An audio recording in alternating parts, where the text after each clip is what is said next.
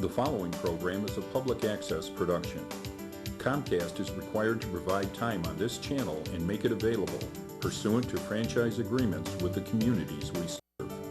Comcast is not affiliated with the following program or the producers of public access programming and is not responsible for the content. The following program does not reflect the opinions of Comcast or its affiliates.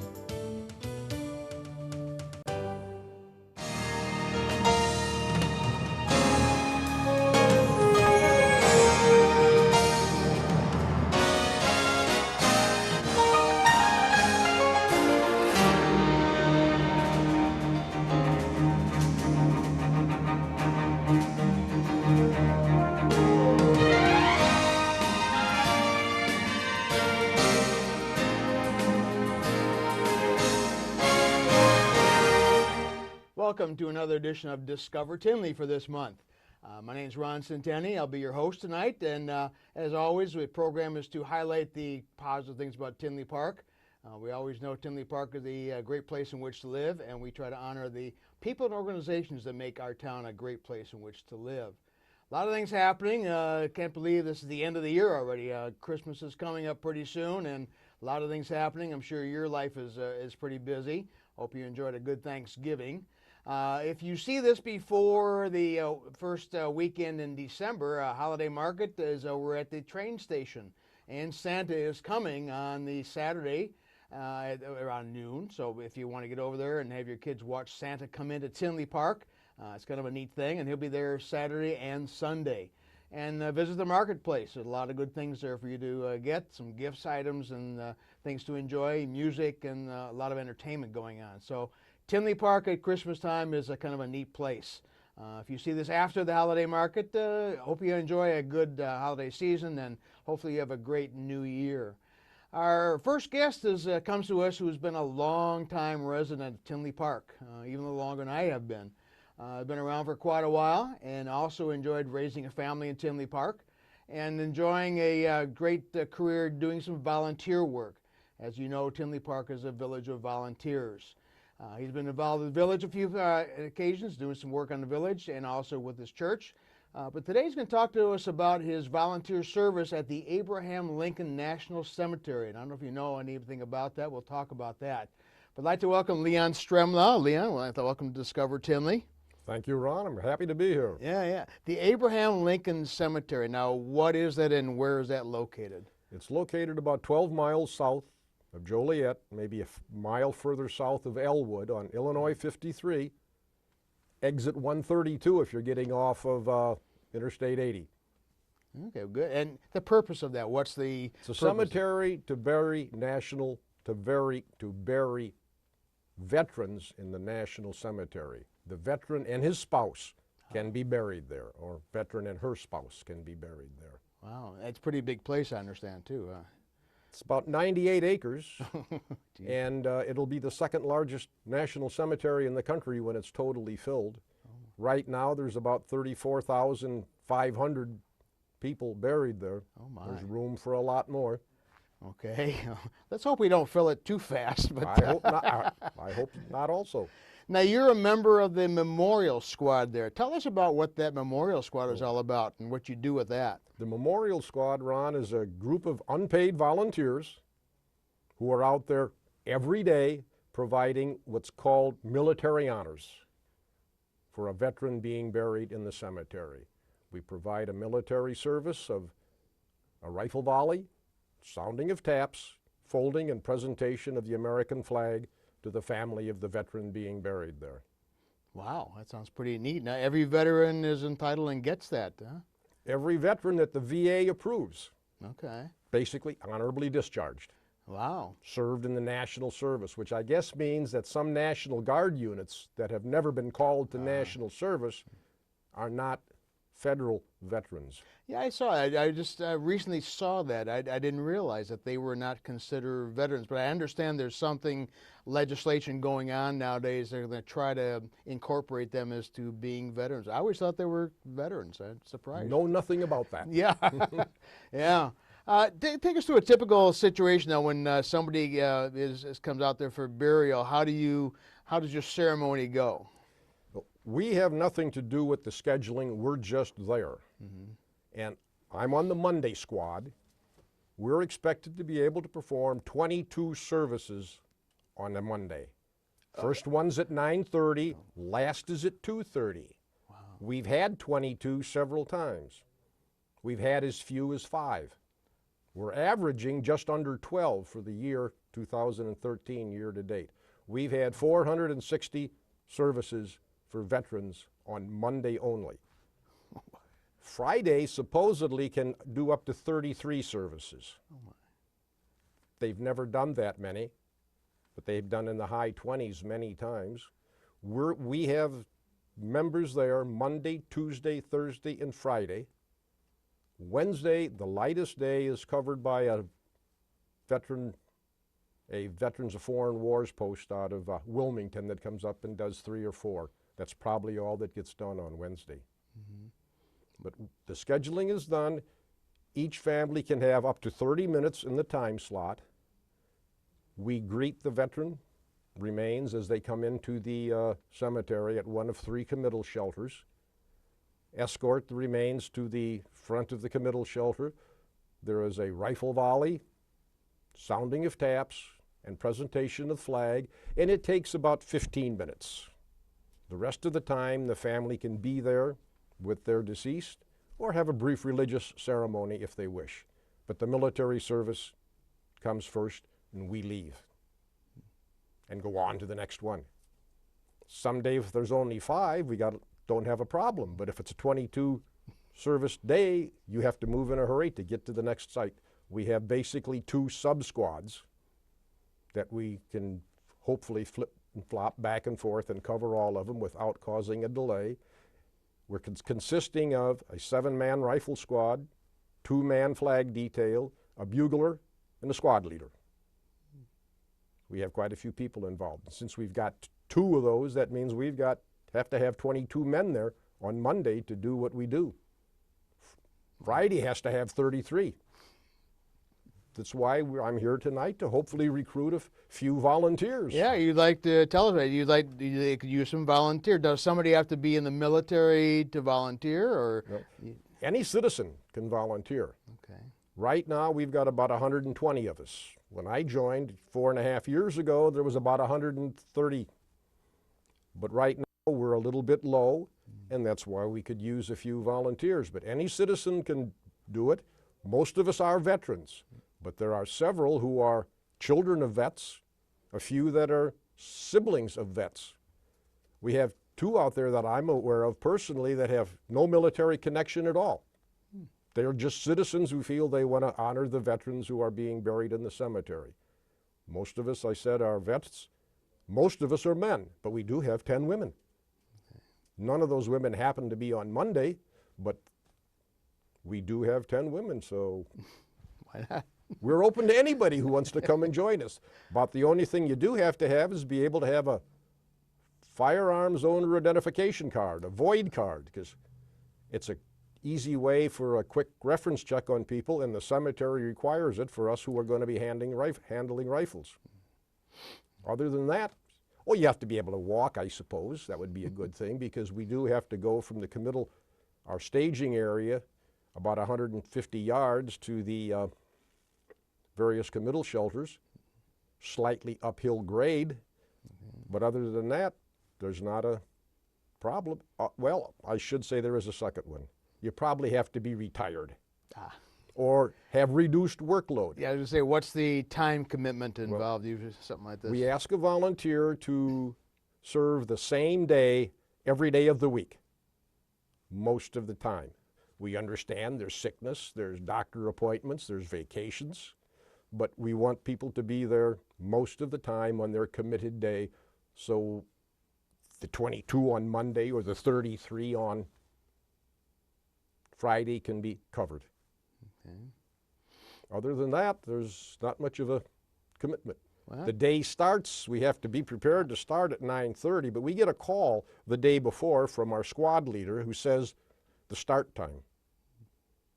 We know then what time to be there based on the start time, and we know how many we'll have during that day. They also tell us the last time, and we hope that everybody's there by 2:30. Periodically with traffic jams, things sometimes get backed up and they don't go as scheduled. Also, when we're doing the service, if the veteran's family has asked, the branch of the service will quite often provide a two-man detail. The Army, the Air Force, Marines, and Navy will be there, and we do a joint service. They do the folding and presentation of the flag. We do everything else. Wow. Well, let's talk about how does somebody volunteer? What's the contact, and how do they do that? You can contact the cemetery out at 20953 West Huff Road in Elwood, Illinois, or a telephone at 815-423-2257, and you'll get the administrative office, and they'll just take a message that the volunteer could say, I'd like more information, and then somebody will get back to them. But the person that answers that phone is not part of our memorial squad. They're part of the VA staff that's permanently assigned to the cemetery, but they do take nice messages, and we'll get the volunteers' request for information. Yeah, tell me, why do you do this? Why? What is the purpose? What do you get out of it, or why would somebody want to do something like this? It's hard to do. You're there in rain. You're there in cold. Some days in the wintertime it is nasty out there, but the veterans being buried.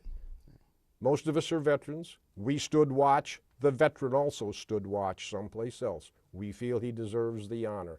We may not be as good as the professionals that they have at Arlington National Cemetery, but we feel they earned the title and the right for having a memorial service. We also get lots of letters from the families of the people who are being buried out there.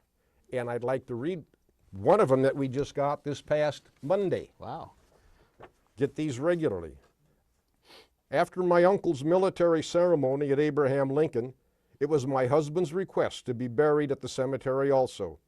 The presentation of flags, the rifle salute, and the playing of taps means so much to us families.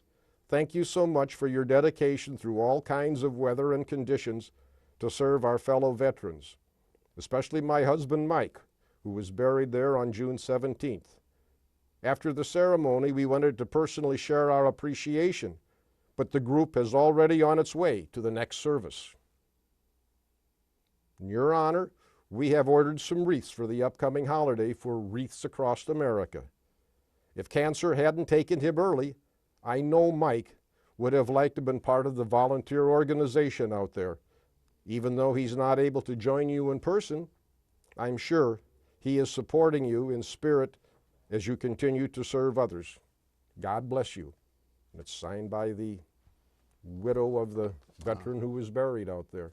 We get these all the time, and it's heart-rending, and it makes the cold mornings and the windy afternoons worth the effort. Yeah, that's priceless, that when you get that kind of response to what you're doing, that makes it all seem like you're doing a tremendous service to help somebody out in a time of need. They're beautiful. Well, I hope you continue on. I hope if you have volunteers, they do need some volunteers out there. So give a call back there. Let's say the phone number again was 815-423-2257. It's kind of neat to go out and volunteer and help out there. If someone wants to volunteer for the cemetery and doesn't have the physical capacity to be on the memorial squad, there are volunteers in the Public Information Center who greet the families when they come in. We have several former memorial squad men who are now in wheelchairs that can't be on the squad. They also are at the Public Information Center that comes in. They also are volunteers. Wow. And we do get a free uniform like the one I'm wearing. You don't have to go out and buy your own. They'll fit you up to size. And I'm sure we can find one for you, Ron. Yeah, okay. How do you mean that, Leon? Okay. We would love to have you come out and join us. As I understand it, you're a former vet also. Oh, yeah, retired. And you don't have to be scheduled to be buried out there to be a volunteer. I will not be buried there. I'll be with my family plot back in my birth town. But I figure in the meantime, I can serve my fellow veterans out at Abraham Lincoln. Beautiful. Well, thanks for the service you're doing, and all the other Memorial Squad people too. It's a tremendous service you are providing, and as we know, volunteers are the backbone of our society, and helps out a lot. Now, one last question: you volunteer in something else in town here? You're on the Knights of Columbus, and Well, I've been with the Knights of Columbus for years, and I'm currently the comptroller of a 4th degree Knights of Columbus assembly, which takes up quite a bit of time. yes. Sending out the dues bills. Oh, geez. you're the good guy, huh? Oh, gee. Well, that's good. You got a career of volunteerism, both in Tinley Park and the veterans, and it's tremendous that you're doing all this service. And I knew your kids when they went through high school, and tremendous young people. So thanks for all your service to Tinley Park and to the community. Well, thank you for having me here and giving me this opportunity to say a little bit about the cemetery. All right. So, volunteer, Abraham Lincoln National Cemetery needs you. Thanks a lot. Thank you, Ron.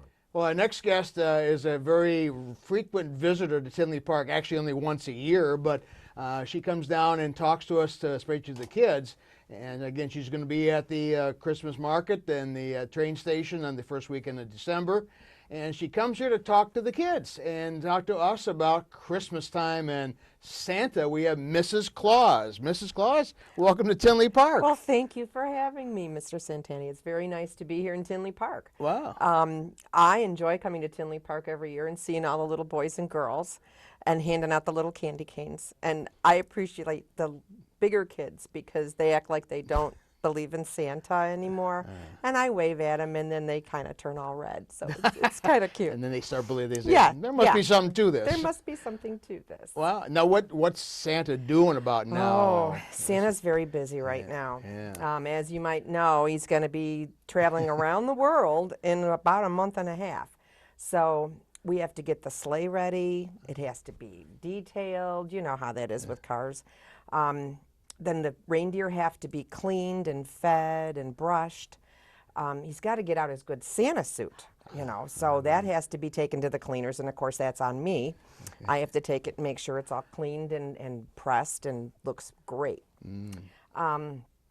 We have to make sure that there's enough of the reindeer flying dust on hand because we don't want the kids to run, to not see the reindeer coming, and if they can't fly, then can't get around the world. Wow! Now the reindeer getting along now. The we always reindeer. Hear once in a while, but Rudolph, he's just got that big red nose, but the rest of the reindeer are all great with them. They get along fine. Oh wow! Yeah, once in a while, Donner and Blitzen kind of get into a scuffle about who's gonna be up in front, but we handle it. The elves handle it. Okay, yeah. What are the elves doing? What's their the role elves, now? Now they have to go and make sure the lists are done. Oh, yeah. They got to make sure all the kids' toys are done.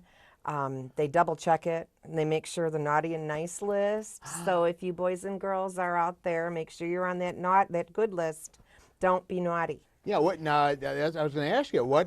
How do kids get on the what's the good and bad, and how do kids get on the good list? Well, you have to listen to your mom and dad. And you have to, be nice to your brothers and sisters. If you have brothers and sisters, please be nice to them. Santa doesn't like kids who are mean. And that also brings up with the bullying that we've been hearing about going on a lot. Don't be a bully at school either. That's not good. So, yeah, we have a strict little code, and the kids can usually get on it because the moms and dads will tell us. Okay. We have a straight line right into them. Oh yeah, and you get the letters. Yeah, yes, you get we get the letters coming in. Mm-hmm. Oh. And then Santa goes over his big book, and I don't know if the kids have seen the book when they come in and they sit on Santa's lap, but he's got their names in the book. And some of them I even recognize from the book. Ooh.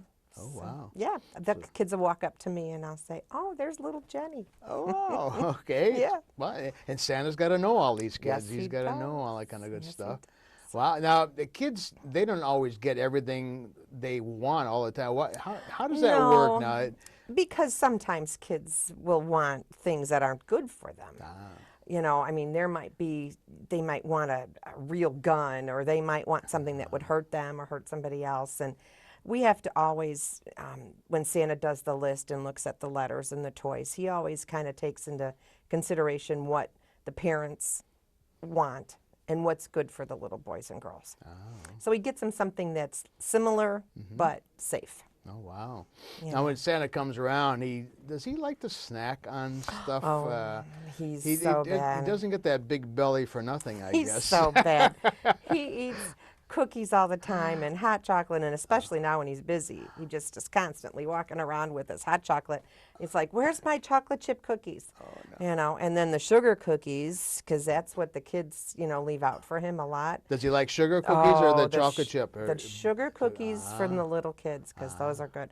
But I make the best chocolate chips, so that's why he wants my chocolate chips. Ooh. Yeah, so he's always walking around eating candy because he's in the candy canes, of course. Of course. So he's constantly eating, trying to make sure everything gets done. And so that's why after Christmas, we go on vacation. Yeah, I was going to say, okay, what does Santa do after that long night? We go on vacation. We go to Florida. Oh, no. Okay, good. Wow. We hang out. What's good, he doesn't have to wear his heavy suit down there, That's so he right. doesn't have to get recognized. That's right. He can and we kinda can just chill out, and just visit and just rest, because it's not long and we have to start the whole process again. So we don't have much of a vacation. Really? When do you start doing stuff for next year? We probably get like just the month of January, and then we start in again, because we have to then get all the new toys in process. We have to get the new production models going. We have to get the elves going, and it's a lot of work. A lot of work. Wow. These boys and girls are very lucky that Santa brings them all their toys. And that's, I know, they are very lucky that can do that. Well, and you got to be good to get it, so make sure. And Santa loves all the little boys and girls, and we have such a good time when we come to Tinley, because we're so welcome. The little boys and girls just come in, and even the ones that cry, you know, they just, we love having them. And we love being here in Tinley. Okay, wow. And again, to repeat, if you're seeing this before the holiday weekend, I think December 6th is when he comes in,